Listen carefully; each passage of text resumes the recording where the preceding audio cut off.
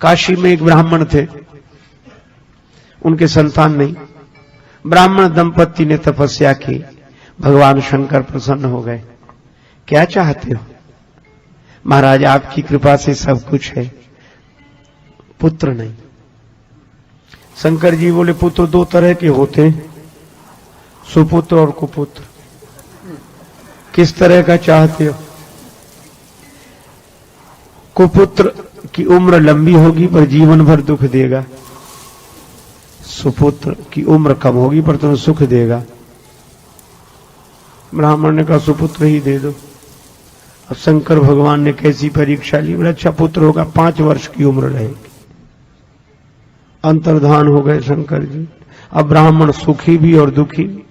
बालक का जन्म उम्र पता थी, इसलिए परेशान। 1 वर्ष, 2 वर्ष, 3 वर्ष, 4 वर्ष, बालक की उम्र में 1 वर्ष शेष रहा। एक ज्योतिषी से पूछा कुछ हो सकता है? ब्राह्मण देवता ने कहा किसी सिद्ध संत का आशीर्वाद मिल जाए। तो सिद्ध संत कहां मिलेंगे? ब्राह्मण ने कहा इस झंझट में ही मत पड़ो कि कौन सिद्ध है कौन नहीं है, तुम तो सबको सिद्ध मानना शुरू करो, कोई ना कोई मिल ही जाएगा। संत संत हैं, बस ठीक है।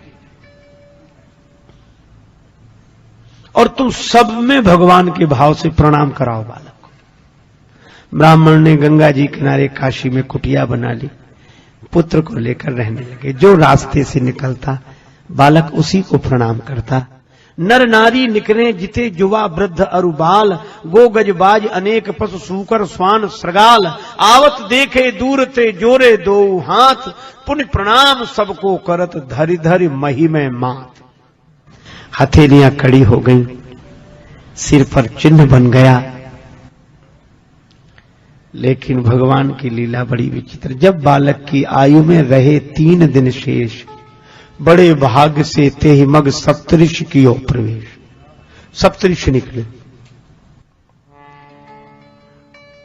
मुनिमंडल को महिमे पर के, दुज बालक दंड प्रणाम किया। चिरजीवी भव चिरजीवी भव, ऋषियों ने आशीर्वाद दिया। सप्तऋषि बोले चिरंजीवी भव चिरंजीवी भव चिरंजीवी भव।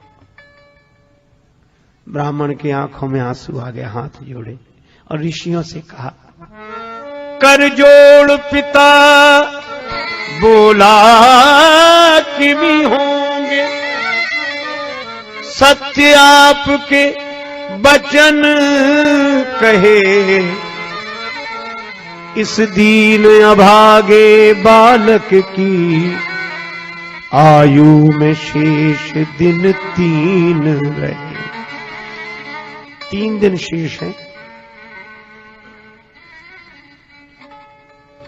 सप्तऋषि एक दूसरे का मुंह देखने लगेगा। अब ब्राह्मण बोला आप जानो और आपका आशीर्वाद जाने। ऋषियों ने कहा यह तो संतों की प्रतिष्ठा की बात है। आपस में सलाह की। ब्राह्मण से बोले तुम अपना बेटा आज ही हमें दे दो, कल्याण होगा इसका। बालक प्रदान कीन्हो करके कठिन हिया, ऋषियों ने क्या किया मुनियों ने क्या किया। सप्तऋषि उस बालक को लेकर दूसरे दिन ब्रह्मा जी के यहां पहुंचे। कुछ नहीं कहा, सप्तऋषियों ने प्रणाम किया, पीछे उस बालक ने भी जैसे ही प्रणाम किया तो ब्रह्मा जी भी बोले चिरंजीवी भव चिरंजीवी भव।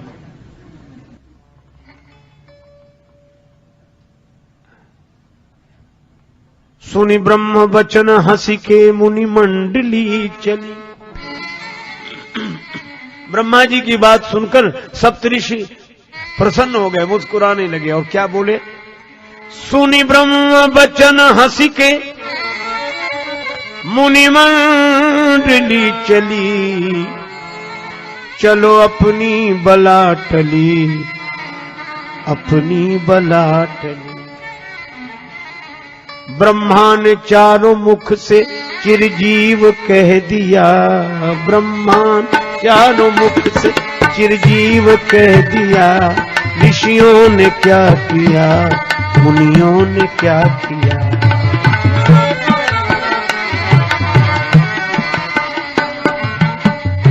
ब्रह्मा जी बोले क्या बात है। सप्तऋषि बोले इस बालक की आयु में 2 दिन शेष हैं, 2 दिन। ब्रह्मा जी बोले हम तो आशीर्वाद देकर फंस गए। सप्तऋषि बोले ऐसे ही तो कल हम फंस गए थे, लेकिन आज हम मुक्त हैं। क्यों? लोग कहेंगे सप्तऋषि झूठे, तो हम कहेंगे ब्रह्मा जी झूठे। तो सप्तऋषि झूठे, ब्रह्मा जी ने कहा। ब्रह्मा जी बोले तो हमारी बात किसी तरह बनाओ। बोले आप ही बता, आप तो बुद्धि के देवता हैं। ब्रह्मा जी बोले परिवर्तन हो सकता है। भावियु मेटि सकई त्रिपुरारी, भावियु मेटि सकई, भावियु मेटि सकई।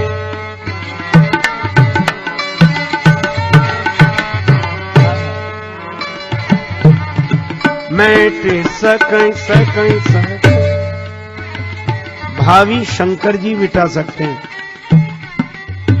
वही चलो। तीसरे दिन सवेरे सवेरे ब्रह्मा जी सप्तऋषि वह बालक शिवलोक में।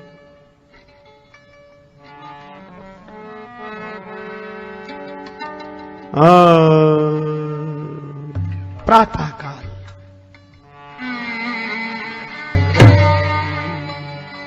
भगवान शंकर विराजमान है। ब्रह्मा जी ने प्रणाम किया, ओम नमः शिवाय।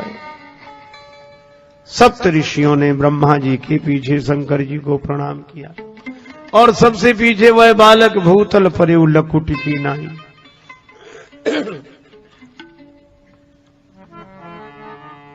शिव ने विनीत हंस के मुख पंच से कहो, चिरजीव सुत रहो, चिरंजीव सुत रहो। अब तो ब्रह्मा जी खुश हो गए, कब हमें भी कोई डर नहीं। ब्रह्मा का भार भोले बाबा ने ले लिया, ब्रह्मा का भार भोले बाबा ने ले, भोले बाबा ने, भोले बाबा ने ले लिया। ऋषियों ने क्या किया, मुनियों ने क्या किया। शंकर जी बोले बात क्या है? कहा आप जानो, एक दिन बचा है इसकी उम्र में,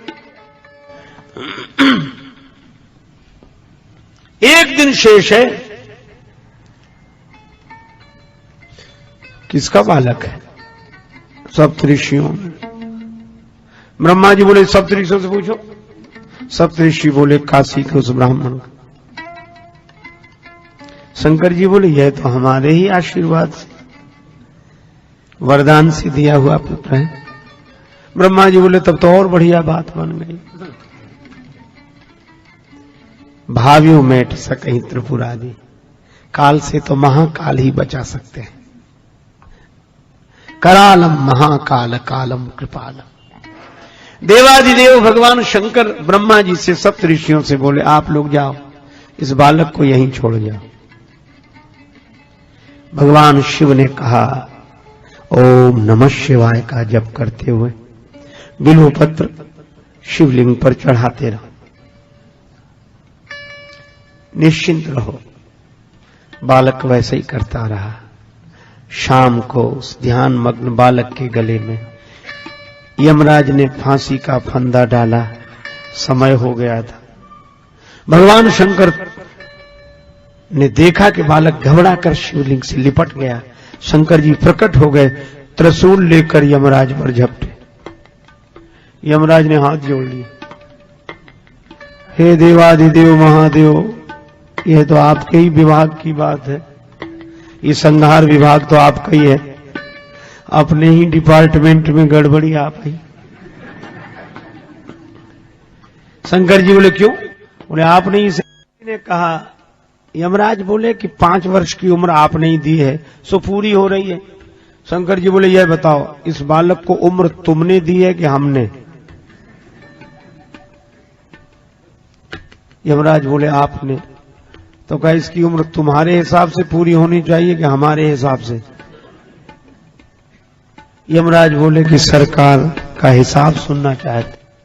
शंकर जी बोले सुनो, क्रमशः कलयुग, त्रेता, द्वापर, त्रेता, सतयुग, एक एक युग से बड़े हैं। सतयुग सबसे बड़ा है, और ये युग एक बार हो जाए तो मनवंतर, कल्प। और ब्रह्मा जी की आयु में ऐसे बीतत कल्प अनेक, ब्रह्मा जी की आयु में बीतत कल्प अनेक, और 10 ब्रह्मा बीते बने शंकर का दिन एक।